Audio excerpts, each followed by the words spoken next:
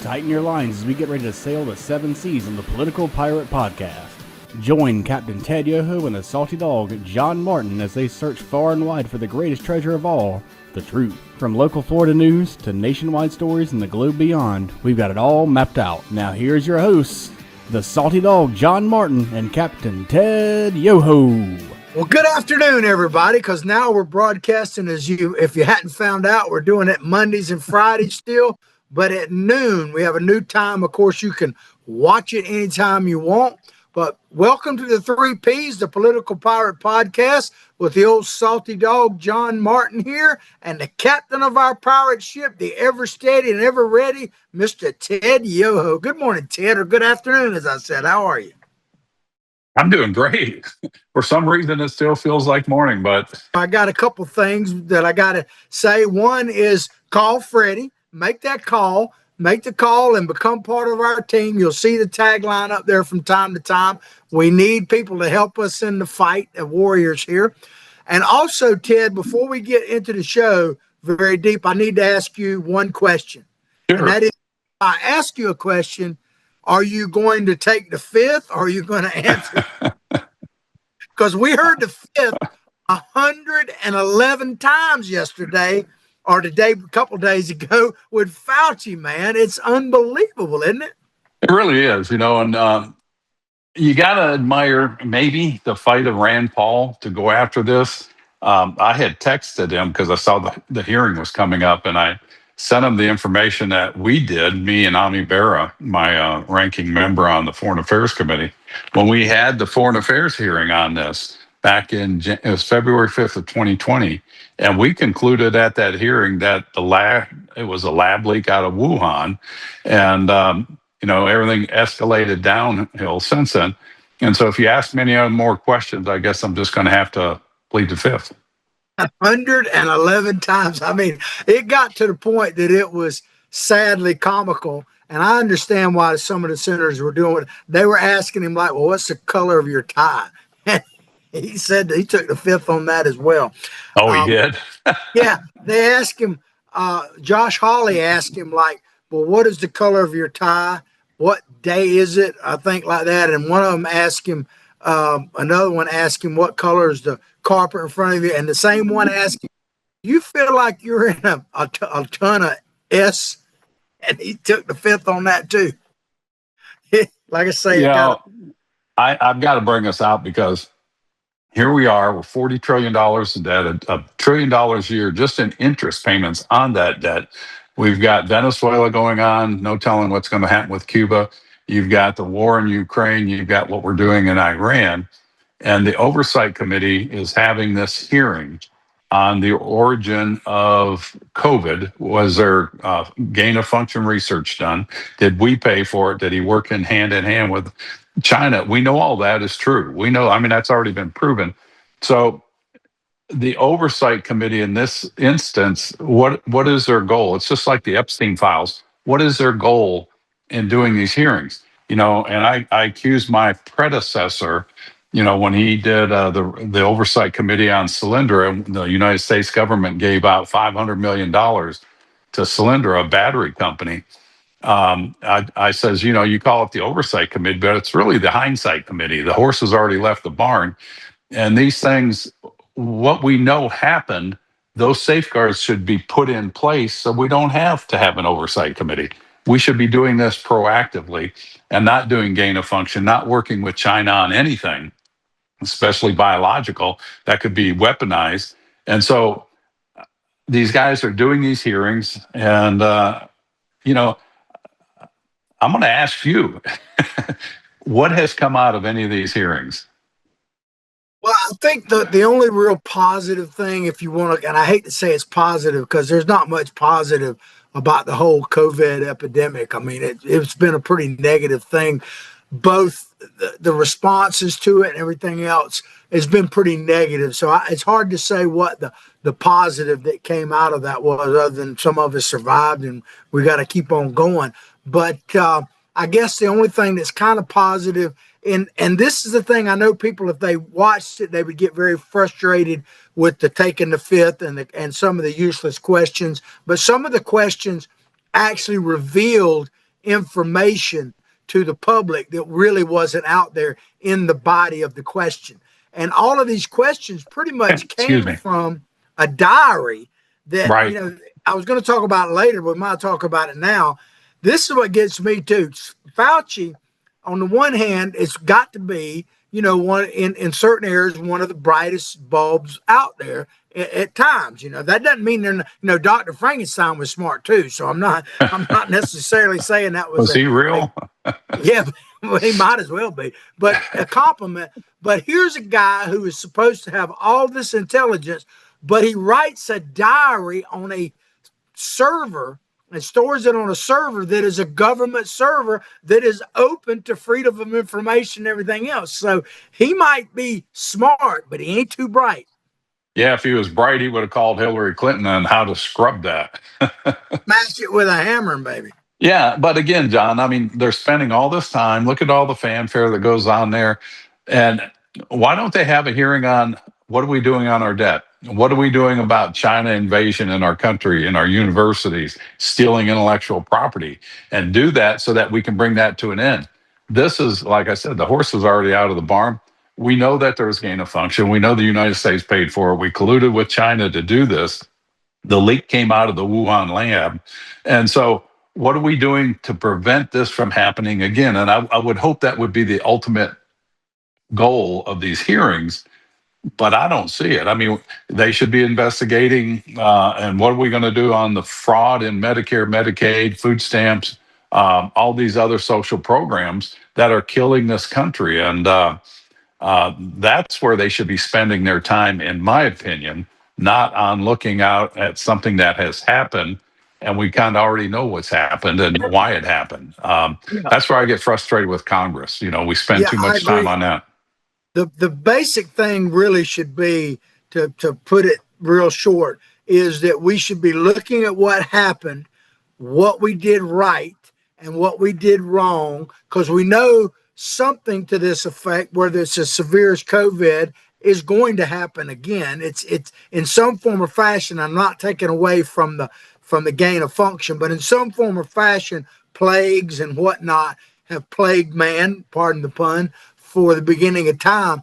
What really when I was watching it, Ted, what really struck me is, what if you had lost, or what if you personally had suffered yourself, or you had lost a loved one during that time, couldn't visit an elderly person in a nursing home, and you listened to what was happening there? How would you feel about that? That really hit me.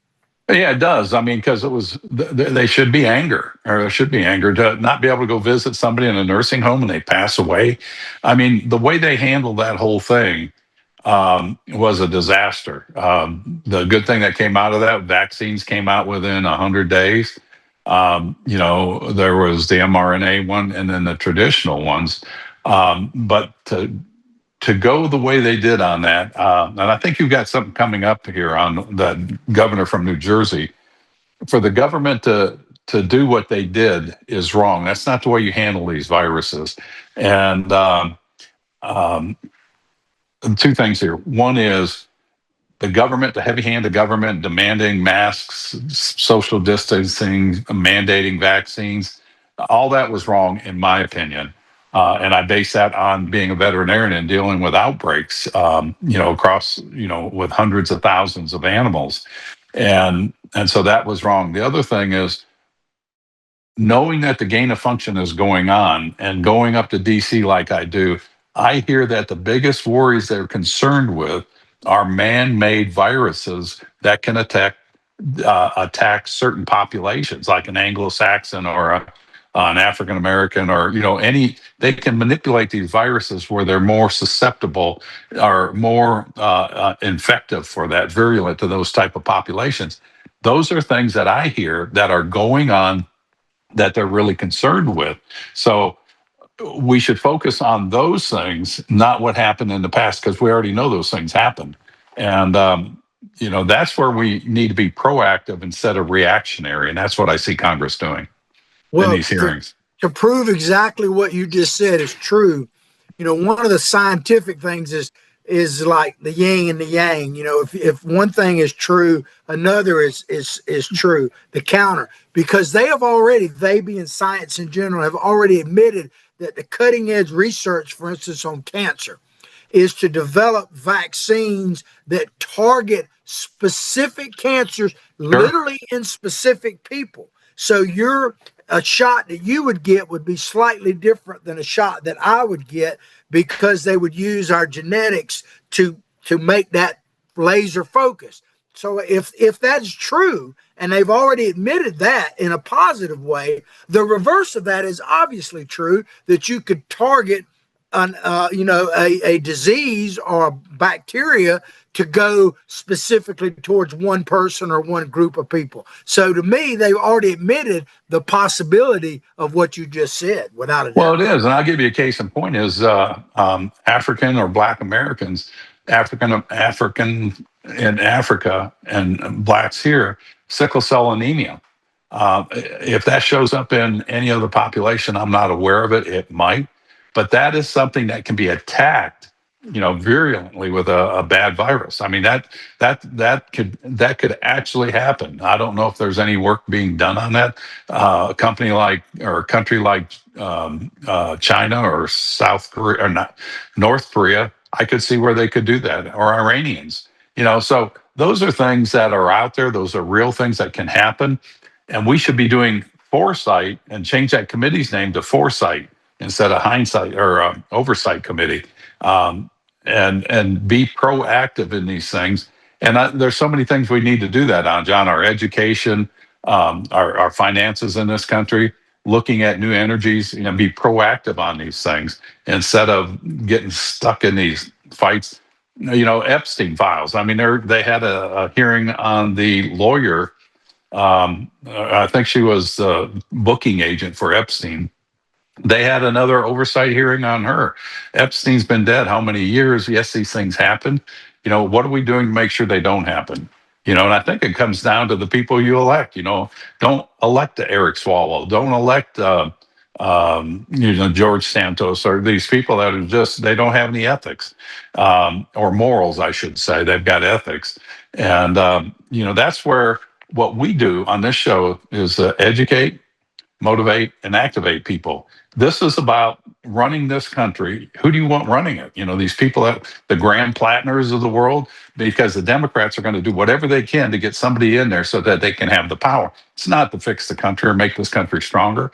It's power. And they want to set the agenda on that. And that's where, I get so fed up with politics. That's why we do this program, so I can vent. It's therapy. I hear you. Well, when you were talking, of course, you always sparked something on me. When you That's my mentioned job, buddy. about Fauci and the Chinese and the gain of function and us, it's pretty obvious that we've now funded the Wuhan clinic that developed this virus. Like you said, that's kind of accepted fact now. The It only time is. it's disputed is if they're trying to knock Donald Trump or something like that, it seems like. But it's pretty much accepted fact. Here's the thing about that. It reminds Well, me of there's a a company. time. There's a company Go ahead. called Echo Health that was being sponsored, I think, through the Gates Foundation, but they were doing they were the intermediary between our government and China, I think, through Fauci, is the way I understood it. And they were doing the gain of function research, or supporting it in China, in Wuhan. Well, but it reminds me of a line from the original first Jurassic Park movie, where it's Jeff Green Goldblum or Gold, Green. yeah, It, Goldblum. you know, yeah, his Yeah, character. He's talking to the guy that created Jurassic Park, the old guy, and he says something that really applies to this situation to me, because let's just give Fauci some benefit of the doubt. Okay. Let's just say he was trying to do what he thought was right. Okay. So he was just caught up in the science, not thinking about the implications. Well, Jeff's character in that movie says to him, "You're so busy thinking about what you could do, you never thought about what you should do." that's right. And, I think that's absolutely correct, because I can see how they would get caught up so much in the passion of the science. I'm not saying that's what happened, Right. But they say, well, we'll fund that because they got the, and they don't think about what you and I. My first thought would be, China might do something nefarious with this if they get that. That would be my first thought, but it might not have even crossed their mind because they're just thinking about the possibilities. We'll chalk one up to Hollywood, what you could do versus what you should do. Yeah, And, just because you could do it, don't mean you should do it. and if you look at our major existential threats, it's debt and China. So if China's number two, because they want to take over the world and set a new doctrine and a new, just a new governance system in the world, would you want to be doing gain of function research on viruses that you can manipulate to attack a population in a country that wants to take you over? It's just, hello, That's what I'm saying. I don't know if they even gave it that thought or not. But I don't know. in case you're just tuning in, we're talking about Fauci taking the fifth.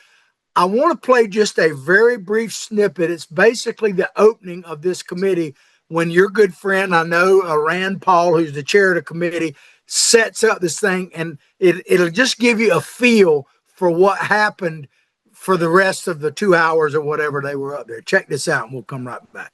Given Senator Paul's obvious obsession with calling for my prosecution, the only conclusion I can reach is that the sole reason he is calling me before this committee is to get me to say something, anything, that could vindicate his repeated public pledges that I end up, in his words, quote, behind bars. Under the advice of my attorneys, I will invoke my right under the Fifth Amendment of the Constitution to refrain from answering your questions. Thank you.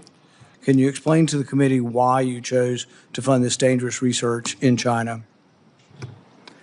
On the advice of counsel, I respectfully decline to answer based upon my rights under the Fifth Amendment of the Constitution. So I just wanted people, Ted, if they didn't see it, don't waste your time watching it. You just saw what happened for about 2 hours and 111 times. I just want people to get the feel for it if they didn't. But I do have a question for you, Ted.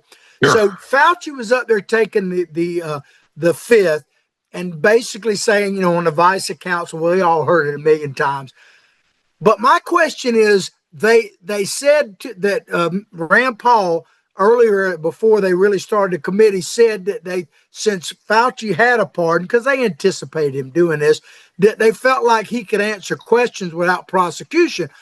That, neither here nor there. But my question is, and I hate to put it this way, but if Fauci is not guilty of something, why did he need a pardon to start with? I've never really known anyone that needed a pardon, a blanket pardon, unless there was at least suspicion that they might have done something that they're not. Yeah, pretty credible information. I mean, I've never seen that before in my country that I'm aware of.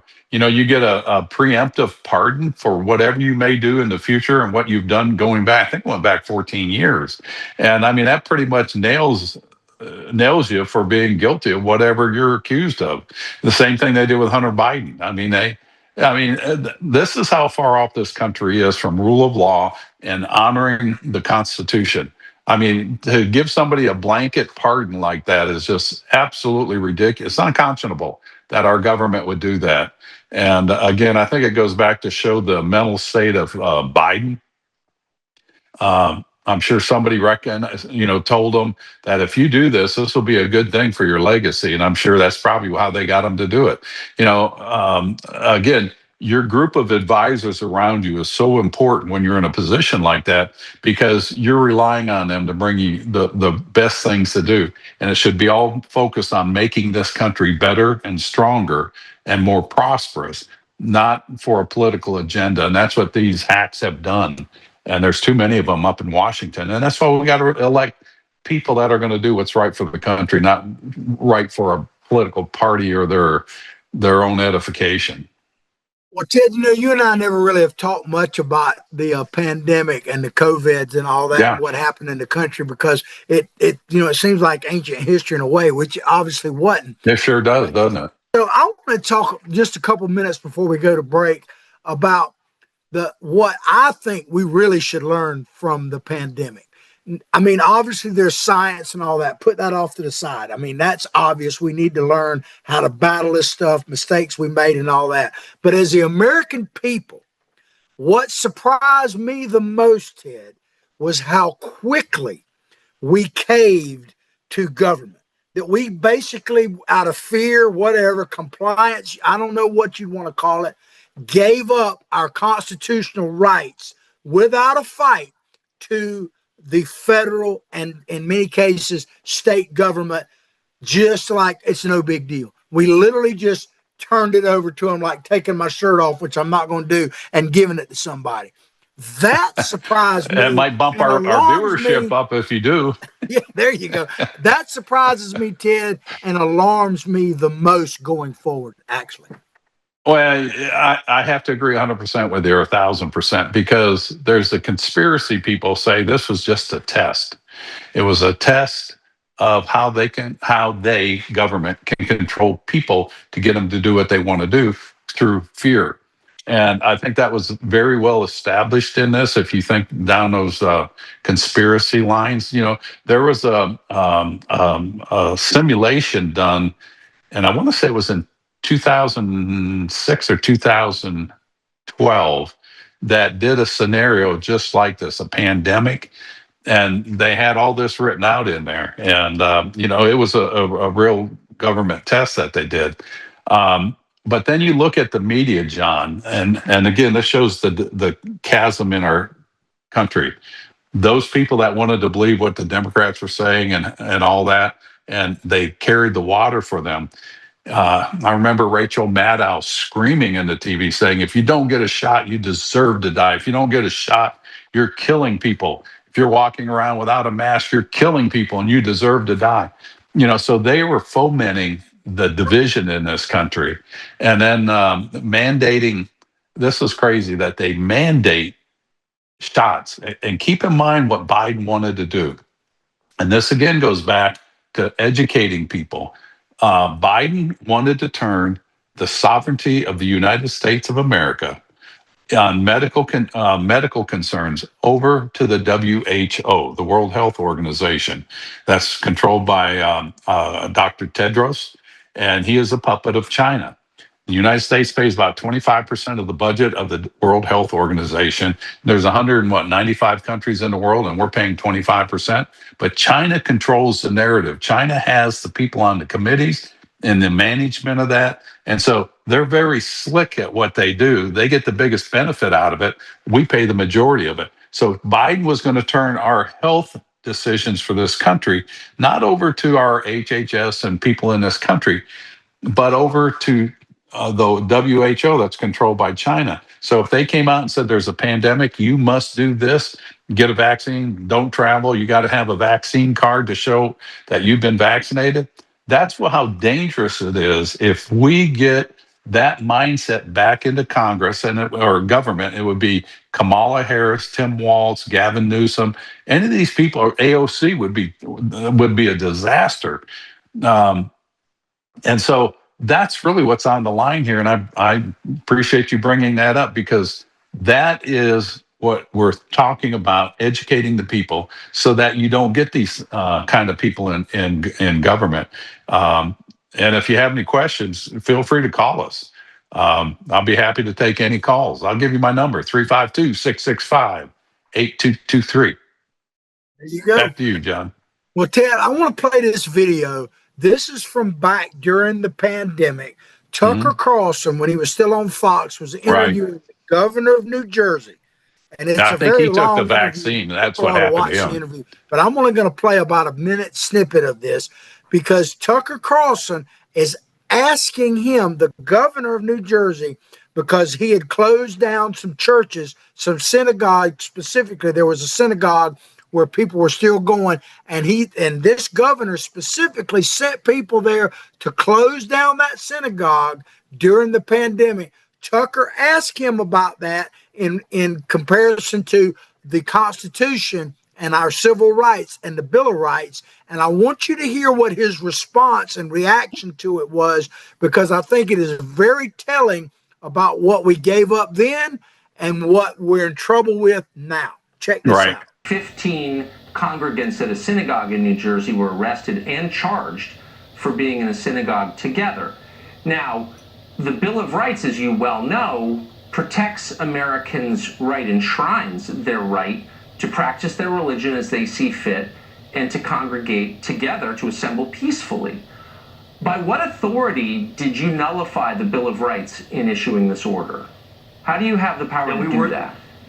That's above my pay grade, Tucker. So I wasn't thinking of the Bill of Rights when we did this. We went to first of all, we looked at the data and the science, and it says people have to stay away from each other. Tucker asked him specifically, well, what were you thinking about in the Bill of Rights and the U.S. Constitution closing the synagogues down? And the governor literally chuckles. I mean, he chuckles. He says, that's above my pay grade, Tucker. We weren't thinking about the Constitution and the Bill of Rights. You're the governor of a state in this nation. You're the kind of supreme authority within your state, and you're laughing and saying you weren't thinking about the Constitution.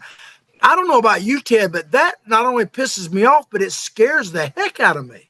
Well, it should scare the heck out of a lot of people, the people that are watching. Think of Tim Kaine saying that your rights come from government, not a creator. And he was incensed that somebody said his rights come from a creator. Listen to the mayor of Seattle that laughs about closing down businesses and running them out of town. She's not laughing now because they have left. The biggest one, Starbucks. And the socialist Democrat group of people that are in Congress now, the DSA, they're all saying these same things. They don't have any regards for the Constitution.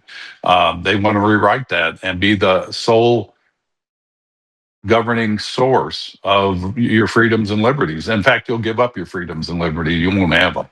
Well, Ted, you make an interesting point there, because It's my job. We talked. I know you're the captain, but Senator Kaine from Virginia talking about your rights come from government and not inalienable rights. And then you transpose that with what the governor of New Jersey said at the time, and you see the danger of that right there combined. Because if you believe what Tim Kaine says, then you ask, well, what about the Bill of Rights? Do you know the Bill of Rights? And his answer could be simply, I'll tell you what they are. I don't need to know, because they are what I say they are when I'm in this position. That's what right. Your rights are. I mean, that's really what they're saying, Ted.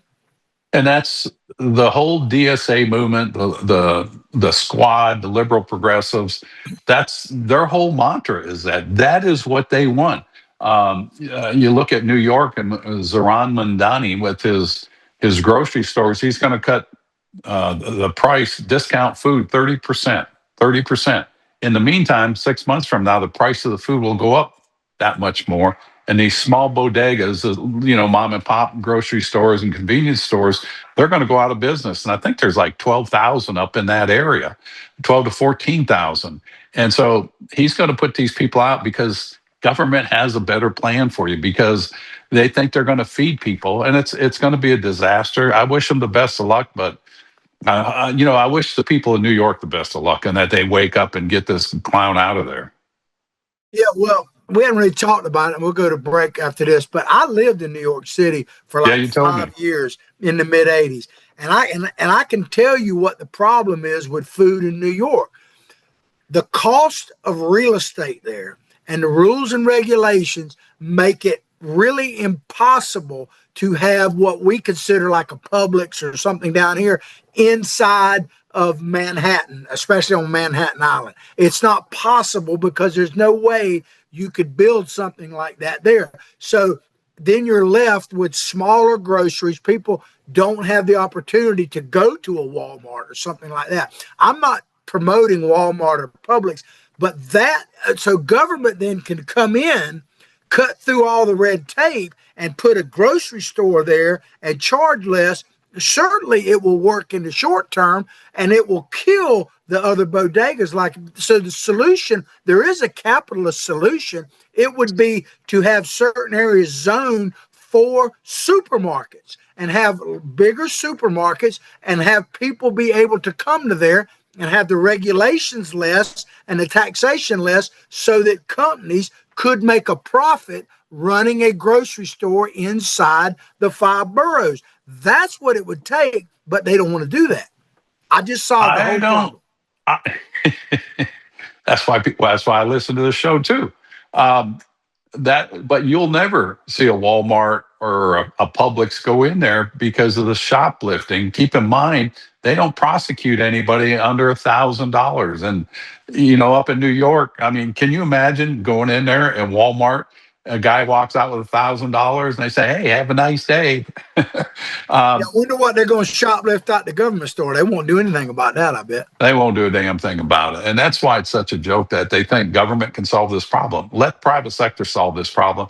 And, I get really baffled, I guess. People say, "I can't afford to live here. It's too expensive, this and that." Move.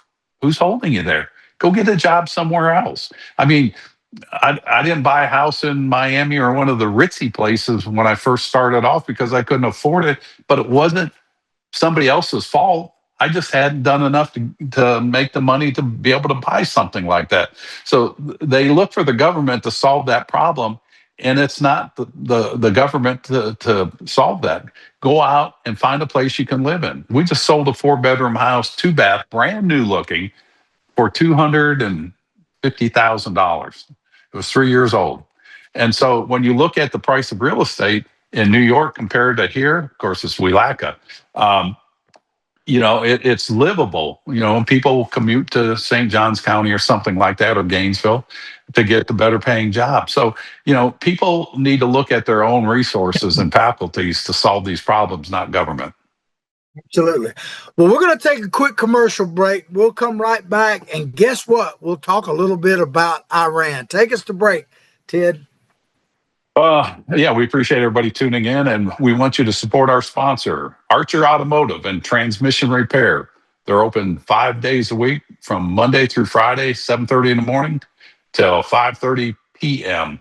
And they are your full service diesel truck automotive repair facility, newly built in 2015 with the best diagnostic equipment and ASE certified technicians.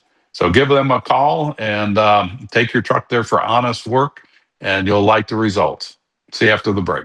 Hi there, this is Coach Steve Spurrier, and I want to let you know that by popular demand, Spurrier's Gridiron Grill's delicious brunch is now served in a premium buffet. You have spoken, we have listened, and we're now serving Gainesville's only elevated buffet, complete with an omelet station, ginger sage chicken sausage, shredded short rib, plus you can enjoy bottomless mimosas and Bloody Marys.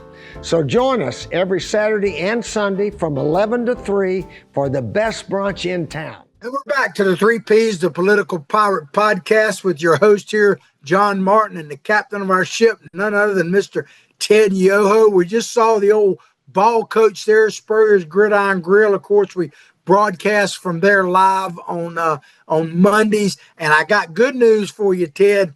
Not only is Spurrier's a great place to eat and a shrine to college football and everything else, but there's only 1 month to go before college football kicks off again. And one of the best places you could possibly watch it is Spurrier's. You imagine that place will be packed?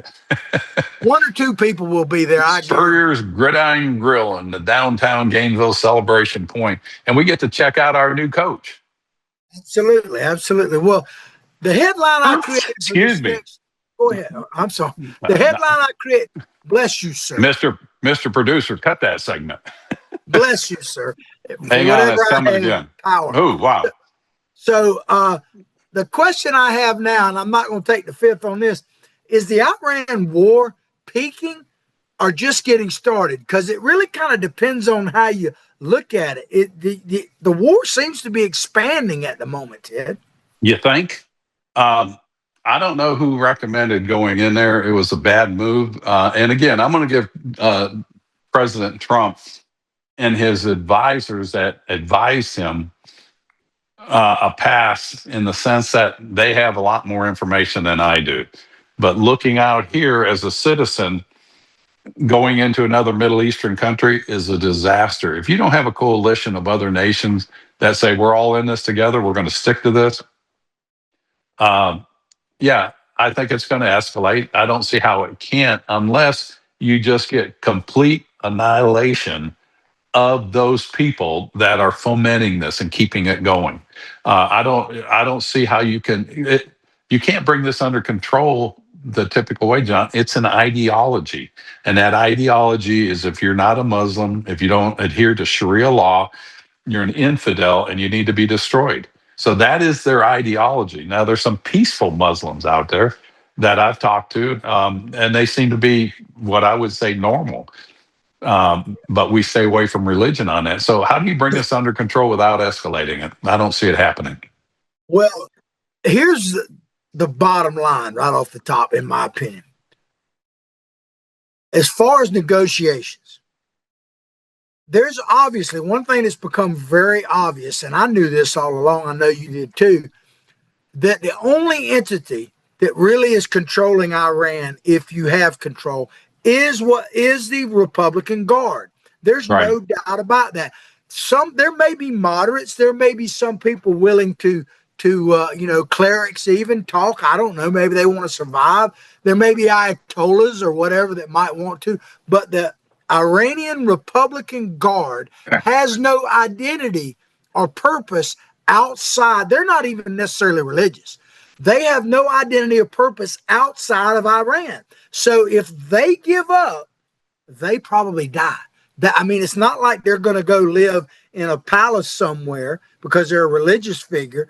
They don't have a following, so to speak. You see what I'm saying, Ted? They're literally either fight or die, and that's their mindset. I'm not saying we would execute them, but that is their mindset. Their whole lifestyle, everything they do is totally wrapped up on the position they have, which should be no room for. Even in a religious theology, there's not really room for them. So they're calling the shots. And until they give up, there won't be an end.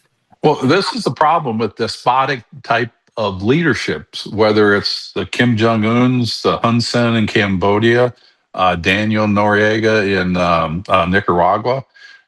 You take the Iran, you take the Putins. They have to be in total control. And their goal is, they don't play by the rules. And so they will not end until they are gone.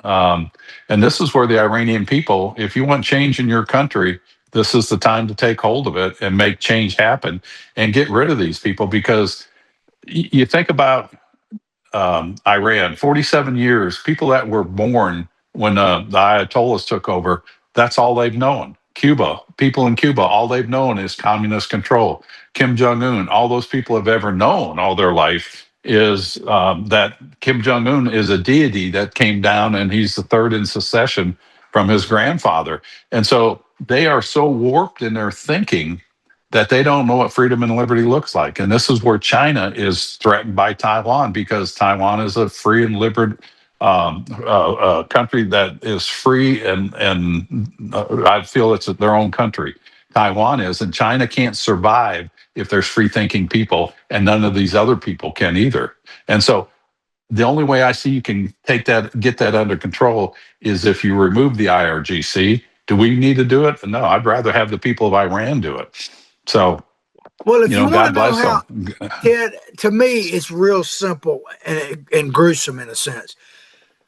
If you want to know how committed the IRGC is, all you have to do is go back a few months ago when Iranians were taken to the street. Now, they're not armed and organized like they need to be, Right. Taken to the streets, and everybody wants to talk about the Ayatollah, but it was the IRGC that literally mowed those people down, Sure. 30 to 40,000 by reports in the streets. They're still hanging people from that incident. They hung 2 just Wednesday. It was announced. And that's the ones we know about. So these people are absolutely ruthless, and they're the only ones They're brutal. that are controlling the situation. Really. Whatever They really are. The missiles that are going out, the blockading of Hormuz, the supplying of the proxies and all that is directly in the control of the IRGC. They all know it. We know it. But what are we going to do about it? Well, you look at the funeral of the Ayatollah. There was 10 million people estimated to be there. I mean, those pictures, of course, they could have been AI faked. But there's 10 million people there, and for 47 years, all they've known is he is the supreme leader, endowed by their God, and we're the great Satan. So they're rallying behind him because they have been brainwashed for so long. And we can't go on this way. I mean, we're already in a conflict, but it'll escalate before it gets better. Unfortunately, the saving grace here is if they can get Saudi Arabia, the UAE, who really don't like each other, but other countries in mass to go against Iran and just shut it down, Muslim to Muslim. And that would be a good thing. And if Trump is able to pull that off, he deserves the Nobel Peace Prize if he can get peace in there.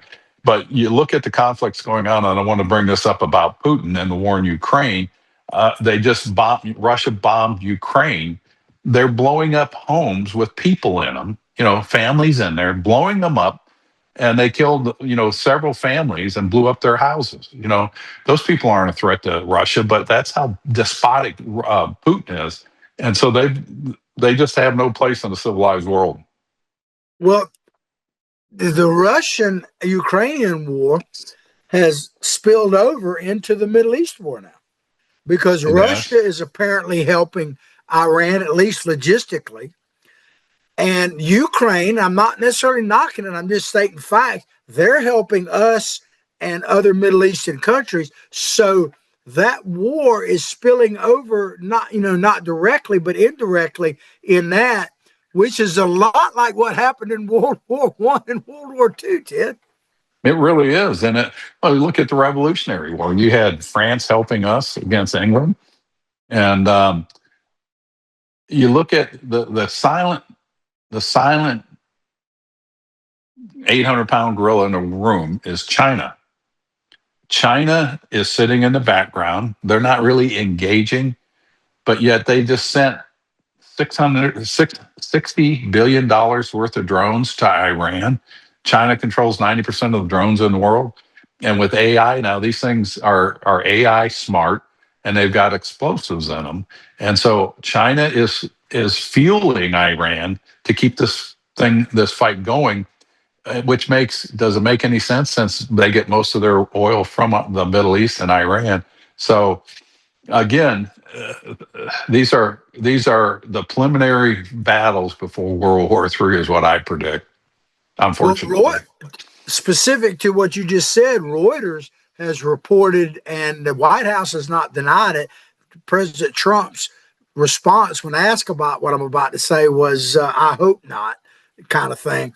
And I'll be highly upset and disappointed if they are. But the report is that China, entity out of Hong Kong, which China obviously controls Hong Kong, has already sold like $60 million worth of handheld missiles, and they're delivering them to Iran that are specifically designed to shoot down incoming airplanes. And apparently they're pretty effective.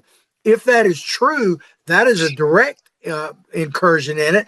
And then we just had a joint operation with Saudi Arabia hitting some proxies in Iraq, I think it was, that are controlled by Iran and all that. So the war itself is already escalating, not to mention the strikes that we're doing. So I think the answer to the question that I posed is the war is obviously escalating. I'm not necessarily saying it doesn't need to, but President Trump, and I'm going to play a video here in just a second where he's asked about some of this. And I'm a huge fan of President Trump, Ted. You know that. He's looking over your shoulder all the time. Yeah, he's back there he's yelling at me right now. And Bo Diddley looking over his shoulder. What I'm about to say.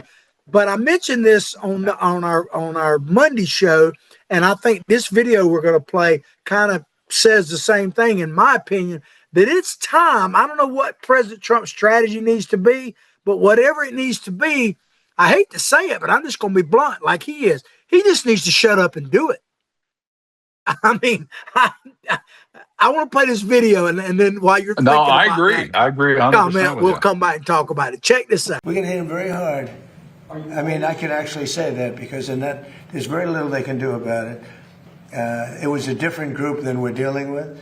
They've already apologized. but we got to smack them a little bit. Mr. President, you always get hit back when they strike? Will I always hit back? Yes. Pretty much. Mr. President, just on a point of clarity on that, sir, is that in response to the attempted ballistic missile strike on Jordan last night? When you say it's our turn to hit back? Yeah, I think more so that, because it was another smaller event. But no, they sent 8,000 mile-an-hour missiles at us, and fortunately we had our people operating the greatest equipment in the world, namely the Patriot system. Think of it, 5 missiles going 8,600 miles an hour, big ones, coming right at us, and all 5 were shot down. How about that, right? Pretty good. Nobody else could do that but us. To paraphrase what I said before we saw that video, Ted, I love President Trump. I'm not telling him what to do other than I think he just needs to shut up and do it. I'll be honest with you. Yeah, I mean, you broke the China in a China shop. Now you need to fix it. Again, this is where I feel foreign policy is the most important thing that we do as a nation. It affects everything else we do. Yes, we got to look internally and fix our domestic policies. Maybe we can do another oversight hearing on that because those are real effective. But, foreign policy sets the tone and the direction of this nation. And I could tell you right now, we have lost so much credibility around the world. You've heard me talk about that Japanese legislator talking about the divided states of America. You look at the European Union, and you're right. If you're going to do it, do it. Let's not talk about it. Let's not brag about it. Just get it done. Yeah, and the thing is, people talk about the midterms and everything else, and we're going to talk in a few minutes about some things happening inside D.C. But to me, now, I say this not knowing what's going to happen tomorrow, so to speak. Mm-hmm. So there could be some significant something happen, good or bad, that changes everything I'm about to say. But I think at this point, however the midterms are going to go, I don't think the Iran war is going to be in other words, it's already baked in. The gas prices, they're high. If people are upset about that, the chances of them falling dramatically, 2 months from now are not that good because that's not how the system works. It could happen, all of that. I think people are going to judge it based on 2 things. One, always the economy. I think Clinton was right when he said it's the economy, stupid. Pocketbook issues, what people are talking about around their kitchen table. I think that is ultimately it. But I also think the wild card is not the Iran war. It is people's reaction to the more they learn about the direction of the Democratic Party is going. If they think it's going okay, or if they're not overly concerned about it, then I think the Republicans are probably in trouble. If they think that it is as radical as I think it is, and probably you, then I think the Republicans have a pretty good shot. So to me, that's the big unknown of how people are going to react. The Iran war and already, they're going to vote based on some of that, but I think it's already baked in, if that makes sense. No, you're absolutely right. They're used to it. It's been going on. We felt the pain of it, and I think we're going to have to live with that pain of high prices for a while, unfortunately. But I agree with you. When you look at the polling on the Democrat Party, they don't like the liberal progressives of the DSA, the Democrat Socialists of America, i.e., communists, and their agenda. They want to socialize or government control pretty much of everything in your life, and so I think, if people focus on that, they're going to run away from those people getting elected, which will bode well for the Republicans. And I'm optimistic. I think we'll keep the House, and I think we'll keep the Senate. Well, I hope you're right, sir. And then Katie barred the door because Trump's got 2 years to finish what he started. Yeah, and Trump, in some ways, what's unique about Trump is, yes, he's a lame duck in one sense of the word, but the influence that Trump has and the personality that he has, I don't even think he's going to be a lame duck after he goes. He's not going to be a lame duck wherever he goes. He's going to be a factor as long as he's alive. I can tell you. He will keep things, people off their guard, or throw them off their balance for sure. Because he comes out with just some off the wall stuff. I heard him say he's going to attack the veterinary hospital associations because they've formed monopolies, basically. These mom and pop clinics like I had, they get sold to these VCAs, these big corporate entities that control that, and they control the pricing. And I'm like, is that a thing for the president to go after? Or is that something that the private industry and competition should go after? Because the same thing happened in human medicine. And, should he be worried about, how much it costs to get your dog or cat fixed? Or should we worry about our debt, education in this country, those kind of things, and preparing for China? Now, if he can do all that, great. We'll put him on Ed Sullivan as the guy that was rotating the plates on the sticks. Remember that? You're old enough to remember that. I know I you remember are. Ed Sullivan. I used to watch it all the time, man. I was dancing with Michael Jackson when he was doing his I was thing. dancing with Tobo Gigio, the little mouse, the Mexican mouse. We got a few minutes left in the show, and I want to talk about something that's kind of bubbling up that's inside DC politics, and I that's see about your hair standing up. Yeah, John Fetterman. And you and I have both been amazed at Fetterman. He's in many ways, certainly in the Democratic Party, he's the most rational voice up there. But in many ways, he's become the most rational voice in Washington, D.C., which I would have bet money was impossible 2 years ago. I wonder what the bet spreads were on those electronic betting things. Will John Fetterman become a moderate? But the big talk now is he going to switch parties? And this is becoming apparently real within the DC Beltway, because there's some evidence of that. Republicans are openly recruiting him. I think that's pretty obvious. But as Senator John Thune, the majority leader, confirmed that he and other Republicans have discussed the idea with Fetterman and said the GOP will, of course, would welcome him. How common is this actually to happen in D.C. behind the scenes, trying to seriously convince a member of the Senate, which is bigger, obviously, than the House because of the numbers, or even the House that you have the most experience in, Ted? How common is that behind the scenes to be actually trying to convince people to jump ship? I don't know. I've never seen that before or noticed that. I can't think, because when I saw your notes there, I'm like, how many Republicans have switched to become a Democrat? I don't think there's many, but I can tell you there's a lot of Democrats that have switched to become a Republican. You look at Jeff Van, I forget his last name. He's out of New Jersey. He's a dentist. He switched to become a Republican. And there's a whole list of them that have done that, left the Democratic Party. But for John Fetterman, I just don't know any. That I think it's a sign of the times of how messed up that party is and the direction they're going. And I know the question is, should he do that? Should he switch? Or should he remain the voice of reason within that party and people gravitate to him?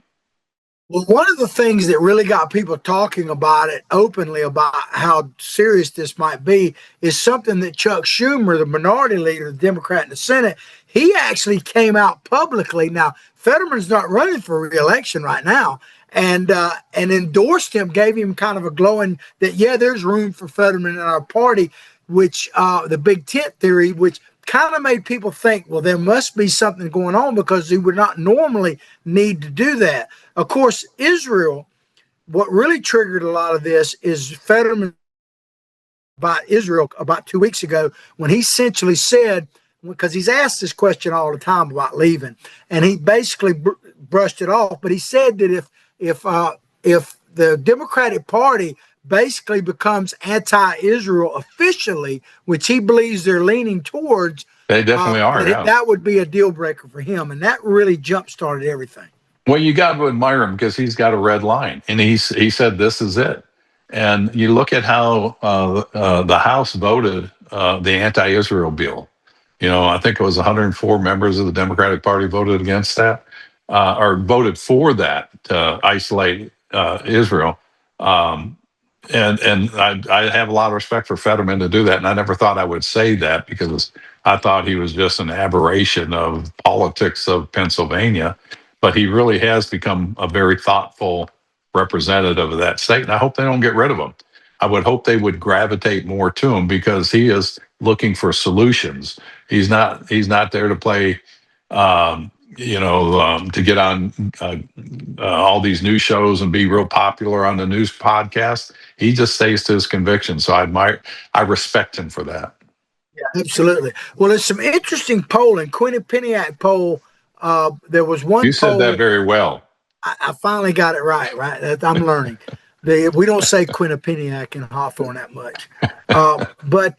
There was a poll that just came out that said Democratic voters showing 69% of Democrats disapprove of his performance right now, while 77% of Republicans do. Now that I take with a little bit of grain of salt both of those, because they're going to say what they say based on what he's saying at any given moment. But the one that really stood out to me on that finding is that 52% of Democratic voters would like him to leave the party. That is a pretty, if that holds true, then he would certainly have to look at that when he decides to run for re-election, which I believe is still 2 years off. It is. Reminds me when I was talking to the group of ambassadors from all over the world, and I told them how there are our footprint in these countries, and they're the voice of America. I said, but do me a favor, don't open up with DEI and wokeism and transgenderism. And I think that if they voted, it would have been about 90% wanted me to leave. But well, I'm not voting that way, Captain. I just because we would hear from these countries that your people are doing your country wrong by promoting all that. But John Fetterman, wish you the best of luck, and stay strong, stay true to your word, man. Don't let them intimidate you. Absolutely. Well, that's going to do it for our show today, ladies and gentlemen. I hope you enjoyed it as much as we've enjoyed bringing it to you. Please like what we're doing, share what we're doing. If you have young kids, teenagers especially, give them a homework assignment, your grandkids, whatever, to watch our show, because we need to educate, motivate, and activate people to save this great nation. Ted, take us out. Yeah, we appreciate everybody being on here, because we're coming down to the wire for this election coming up, and it really will lead the path or direct the path for the next 10, 20 years. And it's important we get the right people in there. And then we want to thank our sponsors, Archer Automotive and Repair Service, your full service automotive and transmission repair. They're located in Archer, Florida, your full service diesel and gas repair facility, 20 years in business. Our phone call 495, area code 352-495-2485, and tell them you heard about them on our show, the PPP Political Pirate Podcast with John and Ted. Talk to you later. We'll see you on Monday. Take care. Have a blessed weekend, Ted. Y'all take care.